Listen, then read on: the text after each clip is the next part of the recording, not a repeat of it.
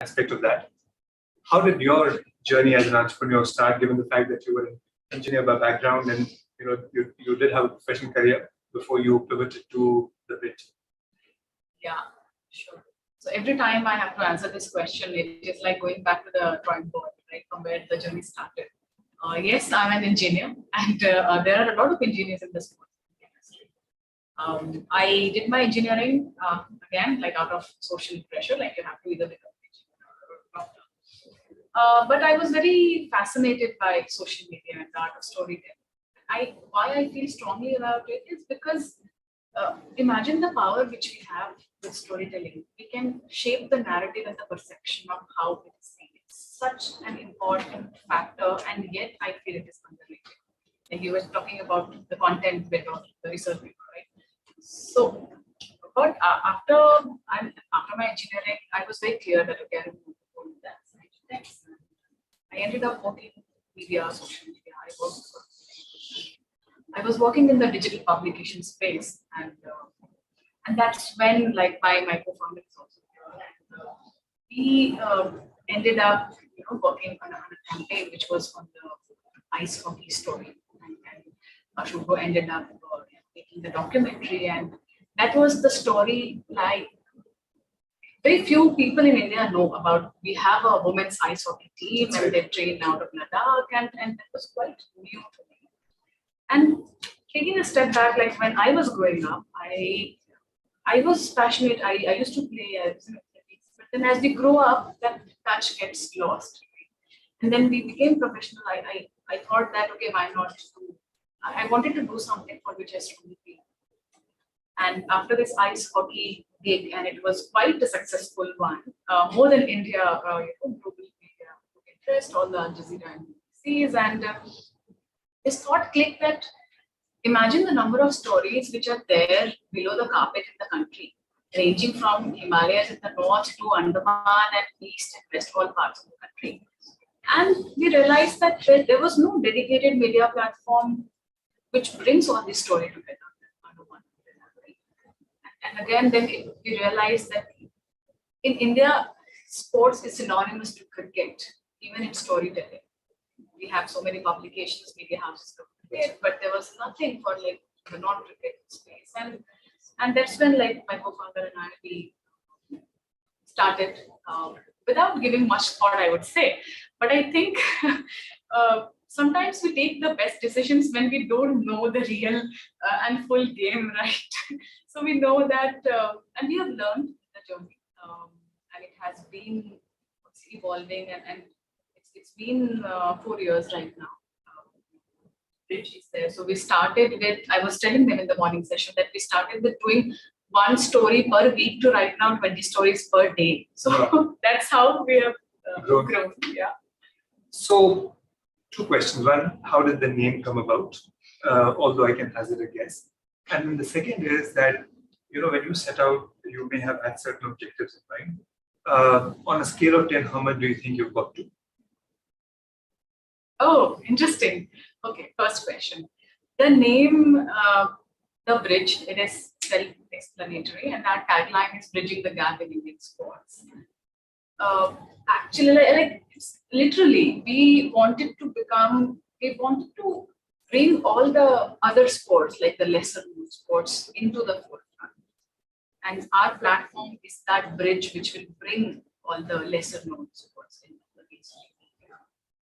And also, our observation was that, especially in Olympic sports, right, it follows that 4-year cycle, and whenever Olympics and CWG and Asian Games, these tournaments come up, everyone talks about it, and then media forgets.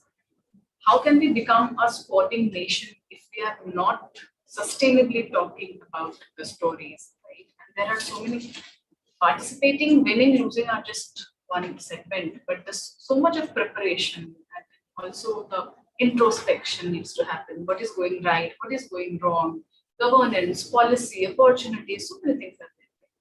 So we wanted to bring these things together. And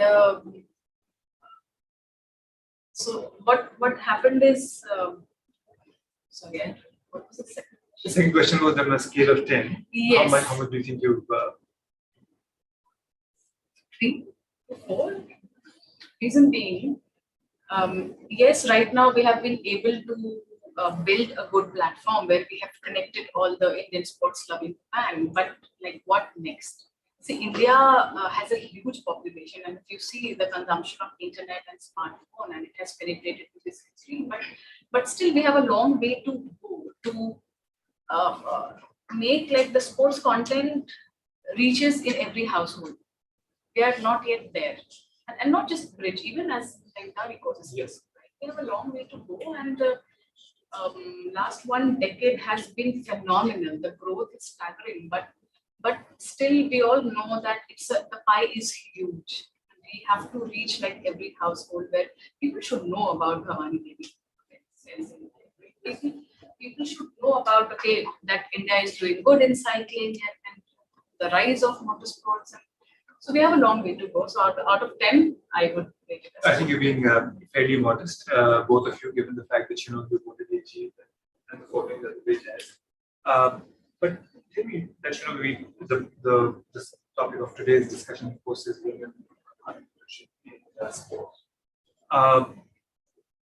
When it comes to sport per se, the view that I have is that the importance of women's participation is that the moment women support a cause, it gives it a certain it gives it a certain credibility. And if I see, why do you think so? I'll come to the point in a second.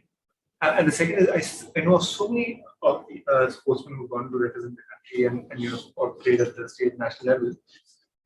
They all say that the mother had a very big role to play, given the fact that during the formative years, they were spending most of the time with the mother. So when it comes to sport per se, I think women have a very big role to play.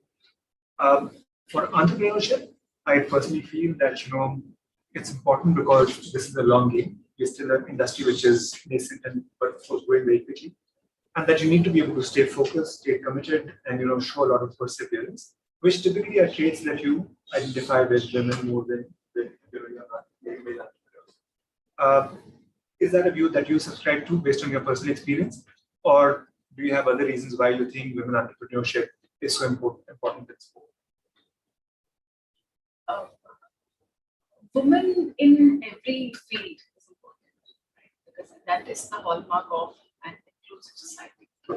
And 50% of population is female, and if there are not enough female workforce, or it's actually a matter of concern that we see if you see the numbers, the statistics, it is sad that the number is decreasing every passing year. Women are studying, they're taking their degrees and qualifications, but they don't end up working. And the pandemic had a severe effect on this. So talking about perseverance, I agree to what you are saying, but I'll tell you why that situation is there. We all know, like since ages, women are being taught to be moldable. Right? Whatever comes your way, you have to be peaceful. Being very rebellious is not encouraged, right? All these conditioning leads to the nature of being not how we are this way. So obviously, it has both pros and cons, I feel. For example, patience is good, but at times having too much patience, it can backfire. We need to have that hunger to achieve things in a certain period of time. Right? So, female in entrepreneurship, and again, I'll go back to this that entrepreneurship is demanding, it's extremely demanding, and we have seen that in our households, the setup is like it is always seen that male is the provider of the house, right? And the root cause is this. And we see the entire perception of the truth is that when we talk about being provided to the family, they're talking about the monetary aspect, right? Because the domestic work and the domestic contribution is not yet a paid work. So it starts from there. The root cause is this, right? Less number of female entrepreneurship because it is because of the conditioning. Very few women, they have this confidence and this courage to opt for this path.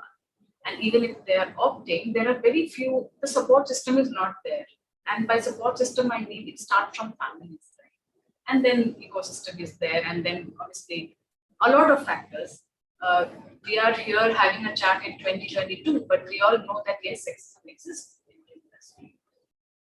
And it takes a little bit of effort and also, I would say, some sort of courage and to speak the truth. Call a spade a spade. All these things are needed. And all of these things are seen as man's trait. Like being assertive is seen as man's trait. Right? If a female is assertive, she is seen as bossy. If a male is assertive, then he is seen as emphatic. So these are the reasons, and I think slowly things are changing, but I want the speed to be better, honestly. Sorry, before we go on, request you to speak a little louder and face the camera because our audiences are. Okay. No, so I think the point that Arshi made was that that sport and entrepreneurship can also become tools for social change. She talked about the fact that women are perceived in a certain manner, supposed to act and behave in a certain fashion, whereas the demands of entrepreneurship may be slightly different from the attributes that are associated with them. So I think that's a point well taken.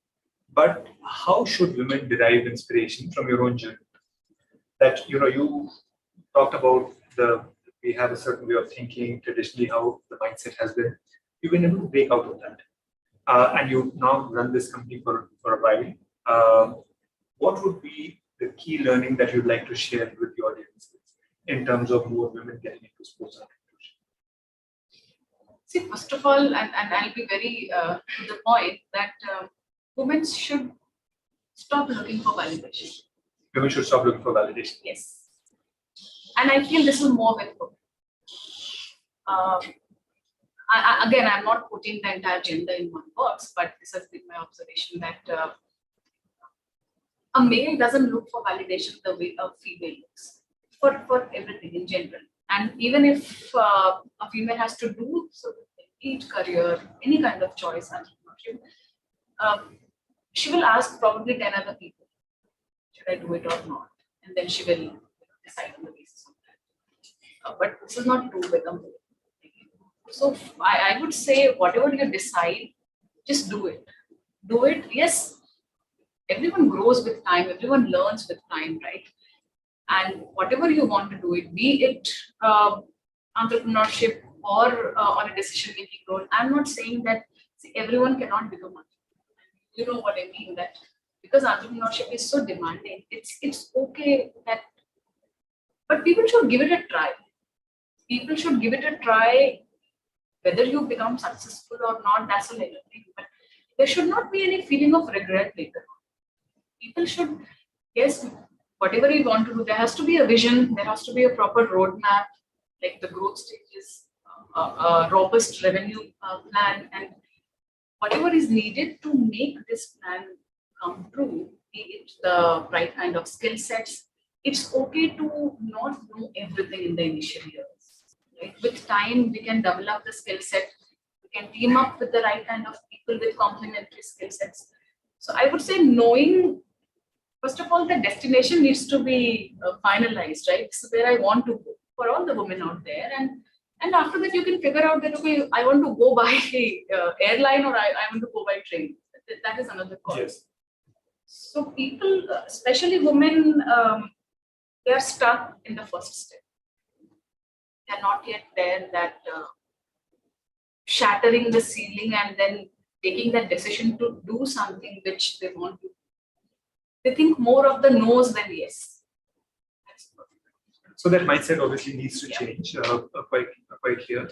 But from the time that you started off to now, how much do you think has the scope for entrepreneurship in Indian sport actually increased, improved, changed? Immensely. It has increased a lot. And in all domains. We talk about operations, we talk about media, we talk about sports technology, broadcasting, live streaming, in every vertical. And that's the charm of the sports industry. It has seen that growth in the last decade, and it has also opened up the opportunities where everyone can come and try at least. It's okay, people, everyone, probably they will not get the hang of success in the same way. But this has definitely opened the opportunities in multiple ways. We have seen so many companies emerging, so many startups, and even people have started considering sports professionals in as a separate learning and development. That's a good thing. So again, I think you mentioned that you want to also give prominence to sports other than cricket, given the fact that cricket gets the headlines in any case. But yet, there was a report that came out just a couple of days back where they said that if you look at the overall size of the industry, the sports industry, 88% is still cricket in terms of revenues, and only 12%, non-cricketing sports.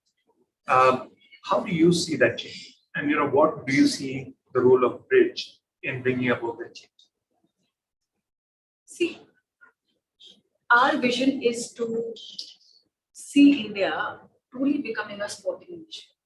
And to reach there, the country needs all sort of organizations, right? Be it media is one part of it, grassroots development is one part of it. So I agree that cricket is dominating, and it will continue to dominate. Let's accept the fact. And Bridge is not here to compete with cricket. It's not, the debate is not about cricket versus non-cricket. We are here, it's about bringing non-cricket sports into limelight, and the sports persons who are playing these sports, they deserve to get the attention. Now, I use this story quite a few times, is that if we really want a healthy gut, a healthy stomach, existence of all sorts of fruits, eating and vegetables are important, right? For a healthy gut, we need to eat apples also and oranges also. Both are not competing against each other. Similarly, if we want to become a sporting nation, cricket, non-cricket, everyone needs to grow together. Not trying to become enemies of each other, but trying to grow and occupy the space, and so that only then, like a healthy gut, we can be a healthy nation, a healthy sporting nation. But again, I think if you see it comes down to the commercialization of cricket, for instance, right?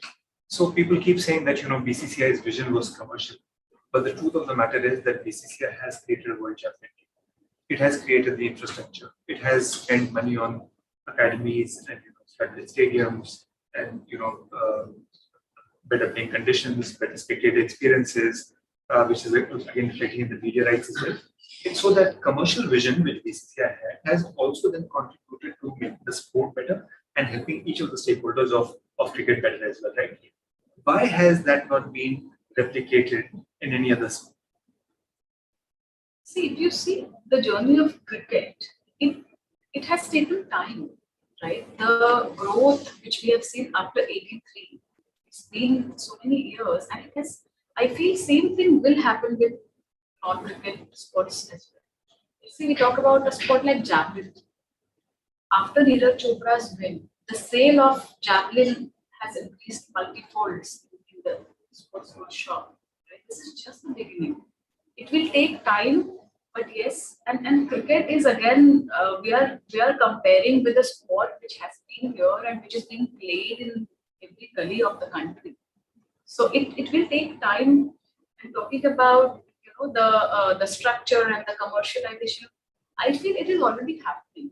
Right? I'll tell you basic examples. Right now, talking about endorsement values of sports persons, there are non-cricket sports persons also who are drawing same endorsement values.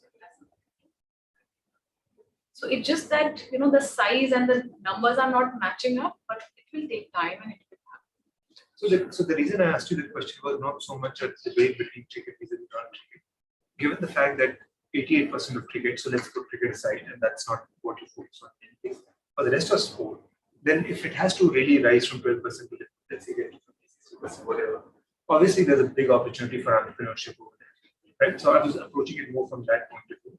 And just as what BCCI has been able to do in the case of cricket, maybe private entrepreneurship can do that for the other sports, right? If you had to think about opportunities within that space, one or two opportunities within that space, which would lend themselves to entrepreneurship, to private initiative, private enterprise, what would those be? It's if I have to break this down, it is everything actually, starting from the sports tech space. There are a lot of problems in the industry which can be solved in sports tech. Better management of the sports club, right? We talk about sports analytics and also live streaming and broadcasting. That plays a very important role in increasing the popularity of the sport. And if you see, if we really want everything to come to the forefront, even our nationals, even our state level tournaments, these needs to be broadcast. So there is a huge gap, and I'm sure, I know there are organizations who have come out, startups, and they're trying to address this issue. And even the content space, because of social media and internet, we all know that be it a sports club or athlete or federation, association, and even the emergence of leagues, doing the right storytelling is important, which also provides room for emergence of such companies which are export of storytelling in sports. We are a country where I noticed a few of your students, they are shooters themselves. And shooting is one sport where common man, they don't understand the technicalities, right? So how do we, like, we talk about cricket, everyone knows the rules of common people, but for other sports they don't. It will take time, like how we have seen badminton grow in the past. But in other sports, it's not. And that's where, so every scarcity is an opportunity, right? Be it media, sports tech, broadcasting, live streaming, and also athlete management. Athlete management is emerging in a big way.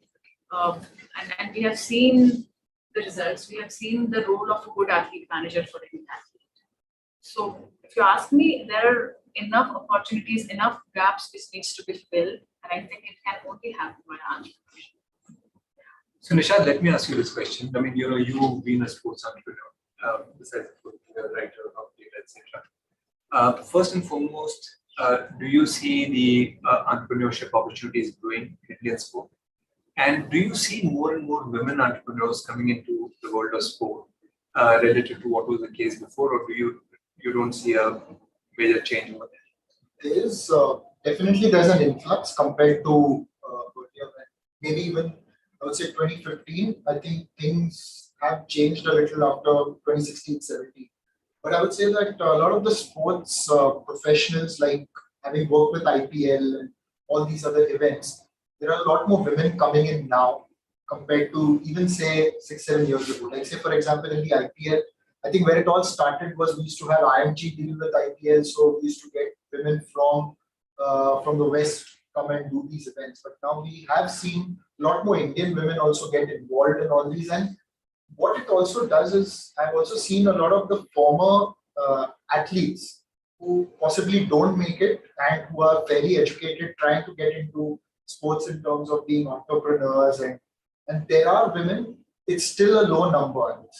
It can definitely be a lot, but you start noticing the ones who have already tried to break in. And what this industry also provides now is with former players, as I said, who say give up after under 19s or under 23s, any sport, they get the opportunity to start something on their own. It could be in any way. And a lot of my colleagues as well are former athletes. So I think those opportunities have definitely come in. Well, thank you. And anybody from the audience who would want to ask a question of Arshi at this point in time? I think we have one question.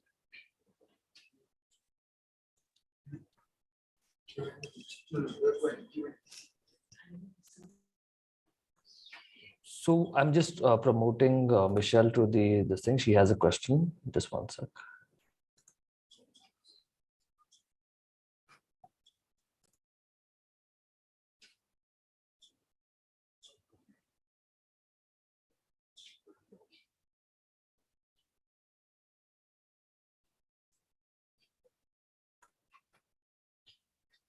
Hi, Michelle. You can unmute and ask a question. Yeah. Hi, good evening, everyone. Yeah, so my question to ma'am is that, like everyone, like you're an entrepreneur and you have gone through each stage of like actually building something from scratch. So I feel everyone has this particular moment where they feel that, okay, now it's time for me to do something, right? So I just want to know what that moment was for you that you started the bridge. Nice. Okay. See, it's not a rocket science, but it's just that desire to do something on my own, that point.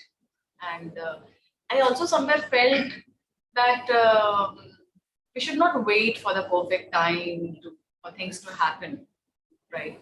At times, overthinking is it leads to another set of problems. But yeah, as I said, I was working and my co-founder and I, we were colleagues back then, and we thought that okay, let's do it. And honestly, if you ask me, like, yeah, not putting in much thought at that point of time was in my favor. So, I mean, I genuinely face this problem of overthinking a lot. Like even to purchase like a pair of sneakers, I think a lot about it. So, I mean, how do you like it's you just telling right now about not like you're not putting it too much thought. How do you kind of break it down? Like if you are like thinking of starting something, but when everything comes into it, how do you just focus and just go for it? Like any advice on that side? Use less social media. That's so we were talking about it today morning, that how social media keeps us distracted most of the times, right? So I was telling Maher that how I end up uninstalling all the social media profiles once in a while so that I can regain my focus. Okay, jokes apart, but it was not a joke, by the way. I was serious.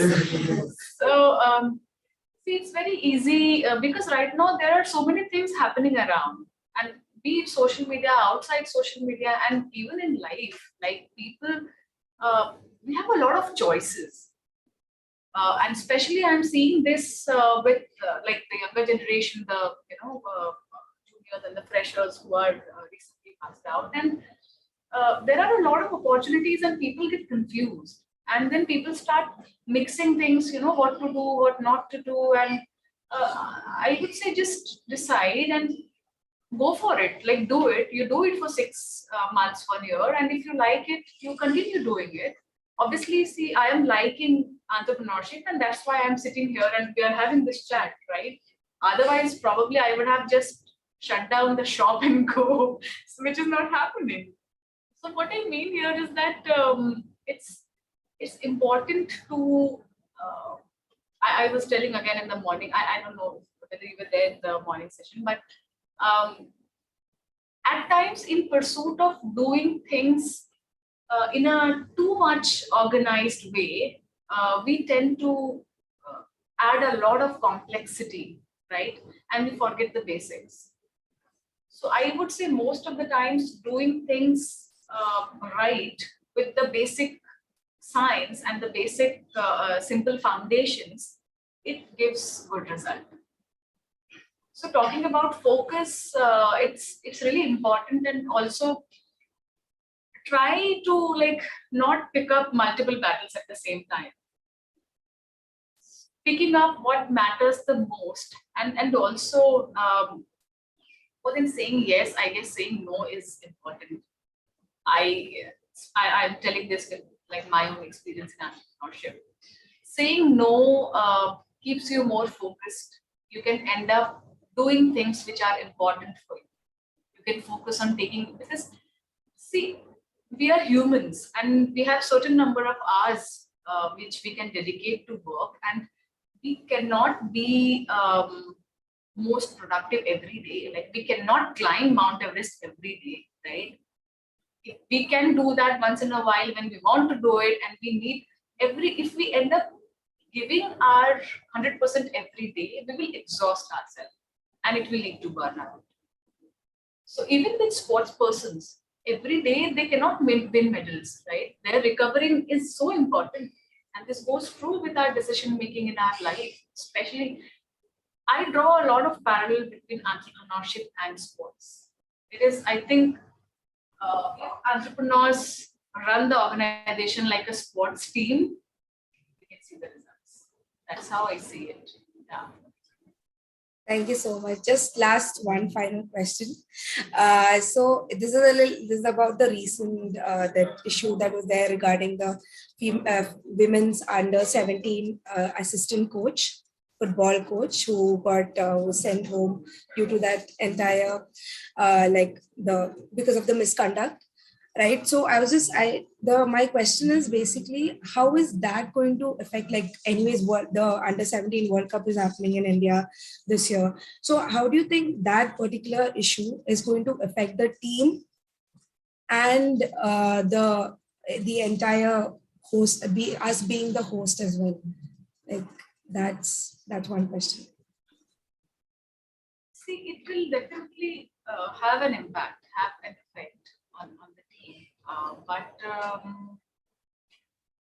But still, we are the host country, and we should be doing it. And I feel the role of counseling of players, the counselors of players, it's really important. And we have seen, especially, I would say after pandemic, that people are focusing and giving attention in terms of what athletes are going through, if there is any certain incident happens, then how obviously any such situation leads to people start questioning, right? Like, okay, what if this happens again or something like this?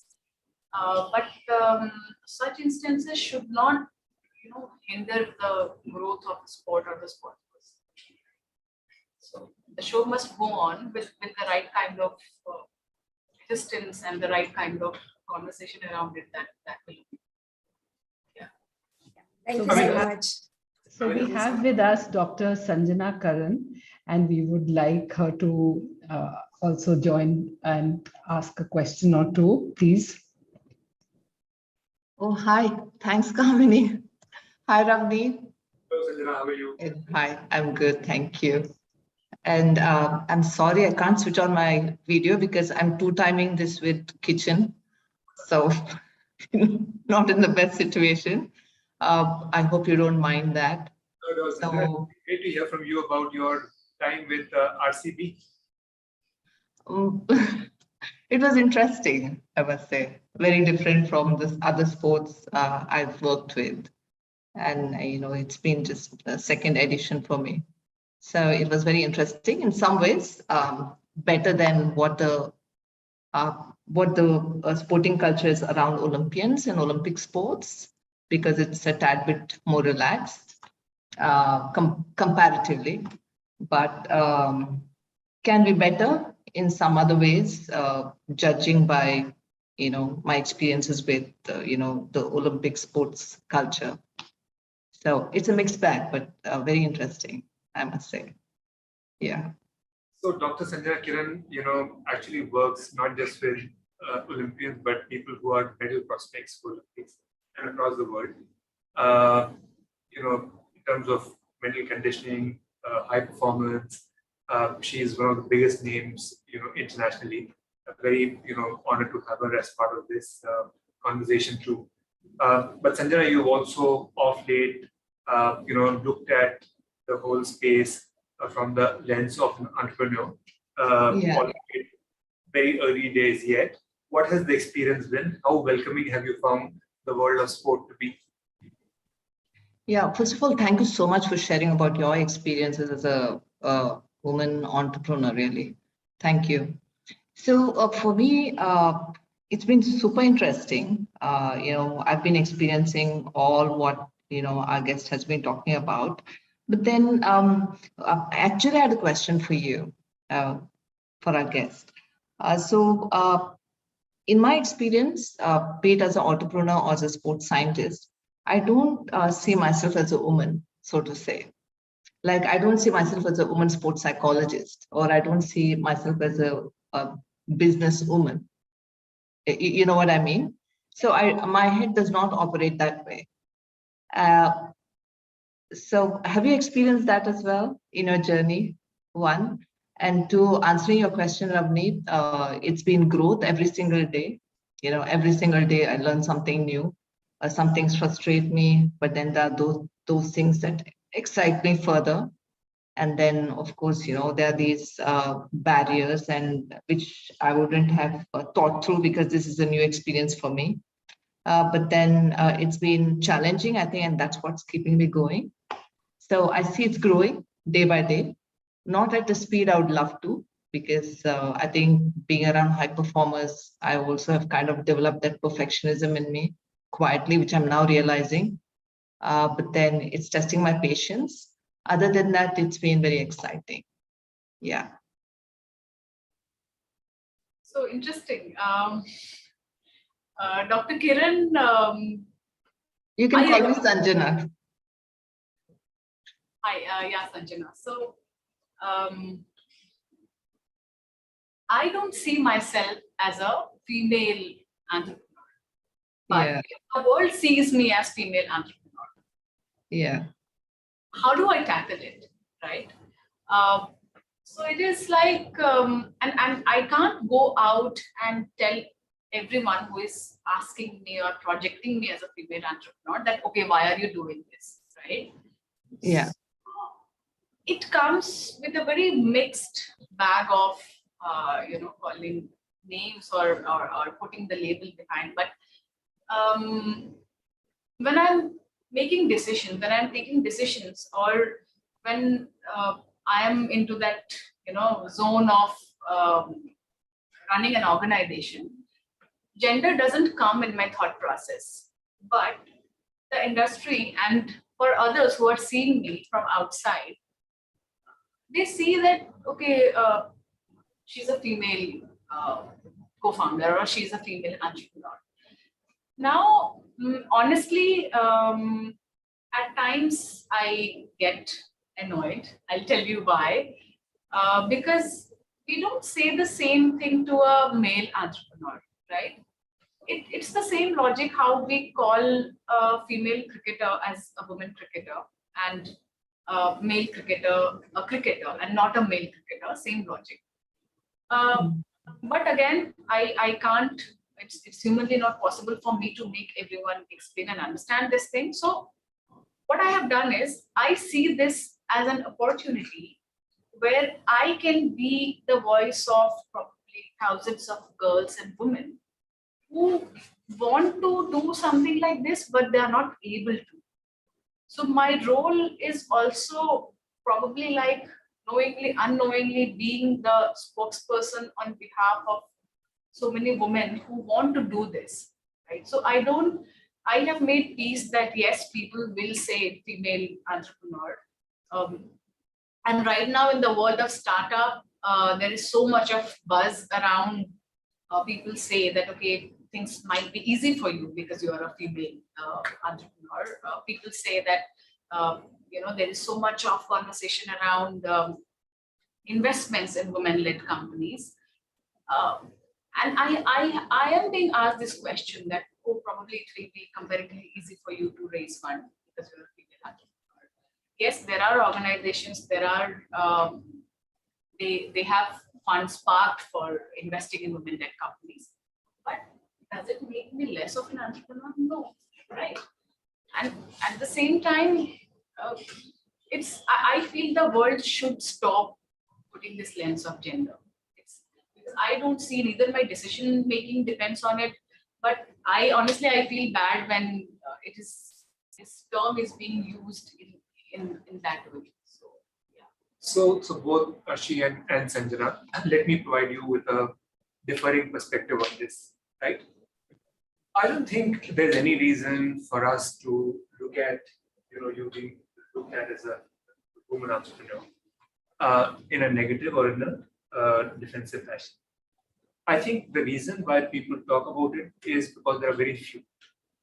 And to that extent, you're an exception. And every time you look at an exception, you tend to term it differently from what is right there and before your eyes. So let me share with you my experience during my corporate days. And one of the things which, obviously now the world talks about a lot, and specifically with the international companies, that was a big thing, was the whole concept of diversity. If the things were as straightforward as we would like to believe, that it doesn't matter whether it's Arshi or whether it is XYZ who's doing this, I think we would have never got into this narrative, the dialogue around diversity.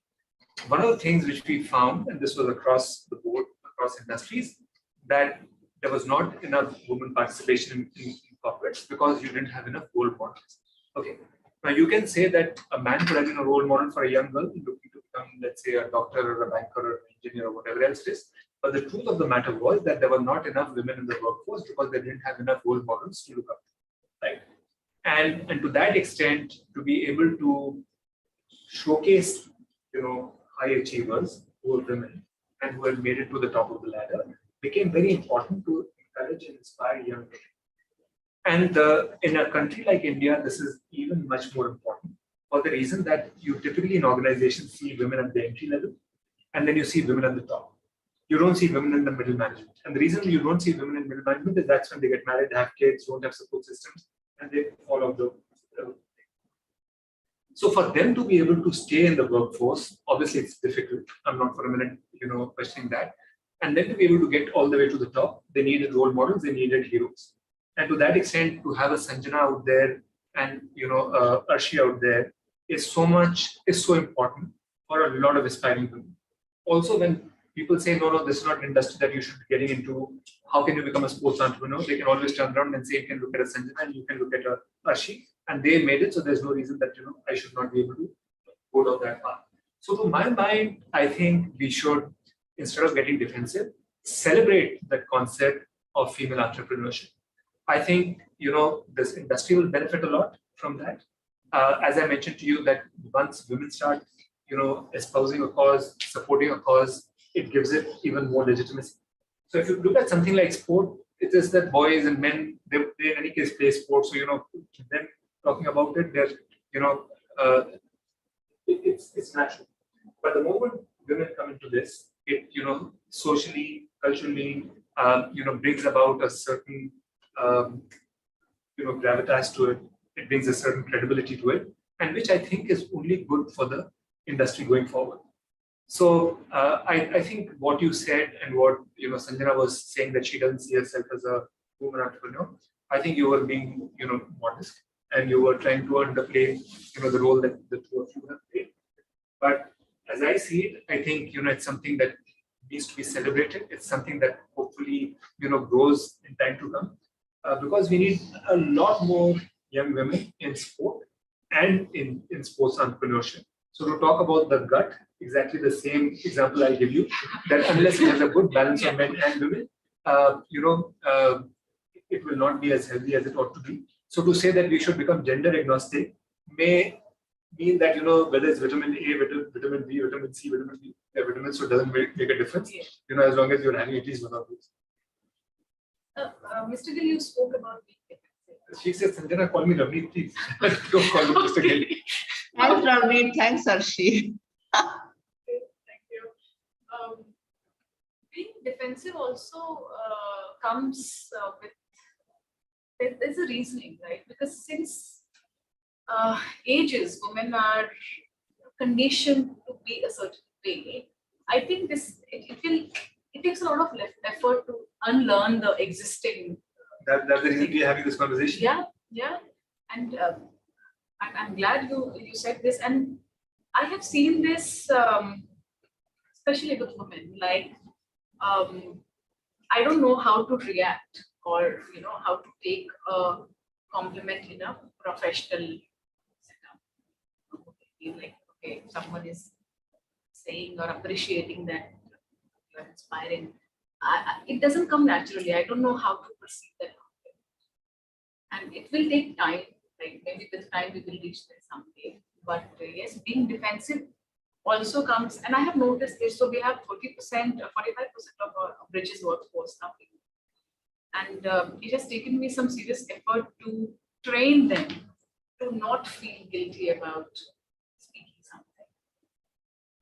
For example, we at Bridge, we have period leave for women workforce. And still, females, they are not comfortable stating that, on the chat box of the office communicator that, okay, I'm not, I'm taking off because I'm for women therapy. They'll still say that, okay, I'm unwell or I'm having stomach cramps. A very simple example which we come across now. So a lot has to happen, like the unlearning is not yet done. It will take some time, and I think we'll reach there. No, I think first and foremost, as I said, that we need that diversity. I think it brings in different perspectives, different thought process. I think the long-term commitment, I think those are critical. I think for young women in sport, to be able to see that sport is being done by women, the business of sport is being mentored by them. I think is a very important impulse that needs to be out there. We'll end the session with one last question. If somebody has a question from our audience, either within. I have one question. Go ahead. In the morning session, you told that there should be a plan B in your mind while stepping something new, doing something new. So, what was the plan B while starting the Bridge? There should be a plan B. Yes, I agree, but not as an escape of plan A. To support the plan A, there should be a plan B, right? For example, when we started Bridge with the idea, it's a media platform bringing every sports fans together. Let's say if Bridge would not have worked out, then what? Yes. We should always be open to diversify, because when we are in the game, and again, entrepreneurship is a long game. And let's say you have spent 1 year, 2 year, 3 year, and you feel that, okay, this is not working out. Something is, some pieces are not connecting with each other. Then you have to be willingly, you have to figure out a way that, okay, should I stop this part of my operations, or should I add something else to just make the business much more sustainable? That's what I meant by being sustainable. So it's not that, okay, let me give 2 years, and if it doesn't work out, and it's a long game and it takes time. If you see any company, at least 3 to 5 years it takes easily. 3 years is also less actually. Yeah. So, Go ahead, Nisha. You just spoke about the long game. Now, I was a part of a website long ago, and we had started well, but then because of the pressure from the top bosses of getting clicks and everything, the product ultimately diluted and it's nowhere today. So how do you balance that out? Because while the long game is important, you want to create that on the internet, but then in the short term, you also need those clicks or everything. So how do you balance it out and create a plan that lasts, but also gives you the energy in the short term as well? See, the clicks and the viewership is not just a part of the short game. It is a part of the long game only. Because being a media publication, are key. How do we measure success, right? Why we say that, okay, Bridge has certain number of followers, certain engagement rate, etc., etc. So this will always exist, and it's same like it goes with every media, be it television or be it digital or anything. And first of all, we should not see these as two separate things. Often we see that, okay, it's impact versus metrics. It's not either or. We have to see things holistically. So the best way is that how do we measure impact with the proper metrics, right? So it's clearly, yes, you have rightly said that a lot of media publications, they tend to dilute their essence in pursuit of, because again, doing clickbaity content and chasing a number, and this is what you mean, right? Exactly. And with the example, like I'll give you, I was a part of a cricket portal that we did very well. Where I started my career, and we had one bad month, and we were, it was a cricket website, and we were asked to cover the football World Cup. And when I told my bosses that this is going to dilute the product, nobody listened. And today it's no. So like something like that. That's how people start their own venture. I got out a few months later. So, yeah, you know what I mean. So panelists, we have a couple more questions before we, and it's directed to Arshi. Maybe you can answer it in a quick few words. You mentioned that one shouldn't seek validation, especially women. So what was your motive or mantra to build the bridge? But how are these 2 points related to each other? It's a question by one of the audiences. Okay, so yeah, not looking for validation and starting bridge. I think there's a disconnect in the question. Yeah, I think maybe the Okay. question. Okay, that's fine. So we have Ajay who's been wanting to ask a question for a while. I'll just ask him to unmute. Ajay, are you there? Yeah. Hi. Am I audible? Well, please go ahead. Yeah. Hello, Arshi, and hello, Mr. Gill. So firstly, I mean, great to know about the kind of work the bridge is doing in bringing the lesser known sports in India to the forefront. So congratulations on that. So my question is a slightly long-winded one. So just bear with me for a few seconds. So it's related to some of the earlier discussion around why some of the other sports may not have the same significance, right? So I was just, wondering, are there some studies done to kind of figure out what are the challenges? Because I know some of them might be common, right? Because it could be a lack of professional structure or maybe a lack of interest in the sport. And some of these are kind of common across the sport. So just, wondering, is there some work or some kind of background studies or research kind of going on to bring out these common challenges and kind of address it wholly? So yeah, that was my question. Just pick up top 5 10 entrepreneurs and speak to them, and you can make a report out of it. There are a few research papers and case studies. So you can just browse on the internet. Specific, Ravneet, you want to add? No. Okay, we have Xerxes who has a question as well. Xerxes, you want to ask a question? Yes, good evening, ma'am, again. I was going to ask you what are the challenges of females in entrepreneurship, but I think that we're past, you answered that pretty well, and so has also answered that previously. So I'm just going to tie up with one small one. So as any entrepreneur, at the time of starting out, you're probably on your own or with a very small core team at the start of the idea. And obviously you hit many hurdles and setbacks along the way. Can you hear me? We can hear you, go ahead. Yeah, so my question is like, on the days when, things are not quite going right and you feel like giving up, or maybe like holding your head in your hands and saying, okay, I'm not able to go through with this. My targets are not being hit. I'm not achieving what I set out to achieve. So what is like your personal mantra or like your way of motivating yourself to come out of that zone and pick yourself up and say, no, dust it off, get back to the drawing board or whatever. And like, how do you motivate yourself in those instances? I've often found that as an entrepreneur myself, there are those days where, I just feel like, okay, this is it. What do you do on those days? So I'm a sailor by profession. Sailing is my sport. I used to represent the country. And over the last couple of years, I started my own venture where I teach sailing to kids and adults. The kids basically go on to compete at national and international level. But of course, in India, there are many obstacles in the sense around that. So I've had my own issues in dealing with that, and COVID also hit. It's part of the reason why I'm here right now with the AISTS.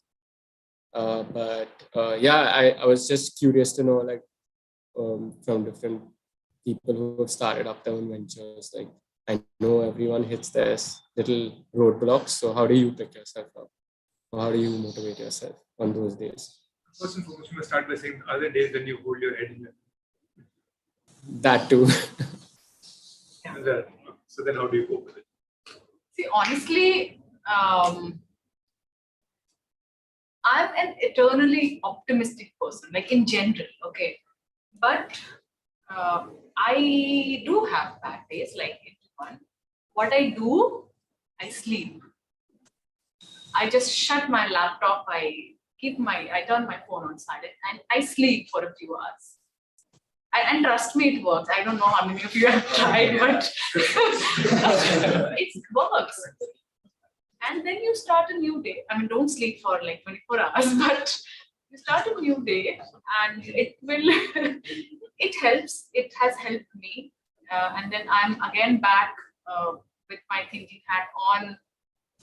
And more than this, I feel what is important, especially we have seen in the sports industry, we get to hear these terms like obstacles and all the negative words, right? But I would say we should focus more on what we can than what we can't. So it is very simple.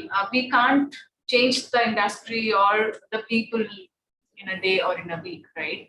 We can just control our. I think somewhere I read this, and this is stuck with me. It's called CTC, control the controllables.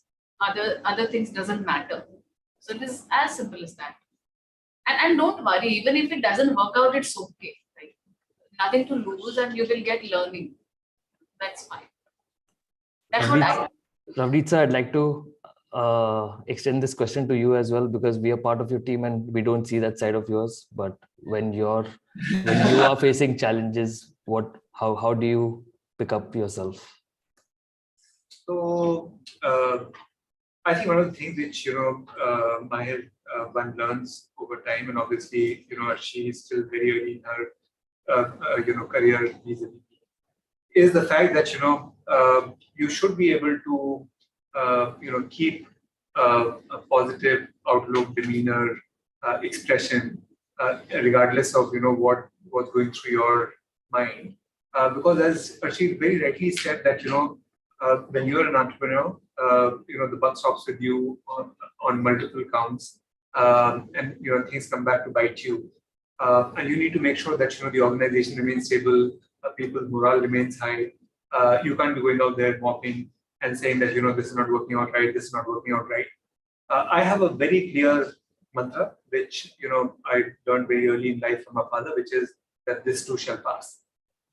So if you have that perspective that this is a temporary phase, this will pass in time to come, I think it just makes it so much easier to withstand and come out of. And to Xerxes' point about the advice that Arshi gave you to sleep, I mean, think about it yourself. Have you ever held your head in your hands while you're sleeping? Never, right? So obviously the answer is to sleep through a difficult time and come out of it totally rejuvenated and refreshed. One last question. Yeah, so I had a small question. So we've talked about parallels between entrepreneurship and sports and how a bridge is a team. So we have Shugro sir here with us as well. So how does this partnership work? Who does what, and when one has his head in? I don't want to spill that secret. It's a secret. But I would say the best part is that our skill sets are complementary. And this is very important. Like if you guys, whenever you guys decide to get into this relationship among co-founders, and it's extremely important to have complementary skill sets. And one more thing is that, which I feel is very important, is that even the founders, as founders, we should always keep organization above our own individualities. That is extremely important. And the understanding of this thing, it will only help the organization. Organization should be above individuals, even the founders. I think that's a very important point that Arshi makes, that the moment the individual becomes bigger than the organization, that's the beginning of the end, right? And you must also always remember that even though you will be founders, promoters, sponsors, call it what you will, at the end of the day, what you're trying to build is something which is bigger than yourself. So the moment you start to, cast a shadow on that, you defeat the purpose of coming together, starting something. So the organization must always be supreme. And Shubhra, maybe you'd like to add something to that, given the fact that you've been equally a part of this journey. So we've heard Arshi's perspective with regard to how do you work together as co-founders. Anything that you'd like to add to that? Just I believe in those three magical words: trusting the process. So I wake up and I just trust the process. That's how things have been working as of now. And I think partnerships, we complement each other well. So I do not tend to interfere in her scope of work, and neither does she, until and unless we need to take help from each other. So that way, I think work goes on smoothly without much hassle. Great. So thank you everyone for tuning in on this Saturday evening. Arshi, absolute privilege to have you here. So wear your identity out there. Don't worry about woman entrepreneur, female entrepreneur, lady entrepreneur, doesn't matter. We need more of you. To inspire a lot more young women to get into sport, into sports entrepreneurship. I see this as a golden period for Indian sport. I think with the government putting its weight behind it, there being a mindset change post-pandemic in terms of the importance of sport. We are seeing what's happening on the back of all the sports content out there, how successful that has been. I think India will go on to occupy its rightful place as a sporting superpower, and each one of us has a role to play in that. And the reason I focus so much on entrepreneurship here is the fact that you cannot expect the government to do everything. The government is doing its bit, but it has many other priorities. So it's for each one of us to participate, whether we volunteer, whether we are entrepreneurs, whether we are professionals in the world of sport. But unless all of us come together, it will remain a bridge too far. And to that extent, for Arshi and Shubhra to start the bridge, I think is exactly what was needed. And I do hope and wish that you continue to remain as successful as you've been.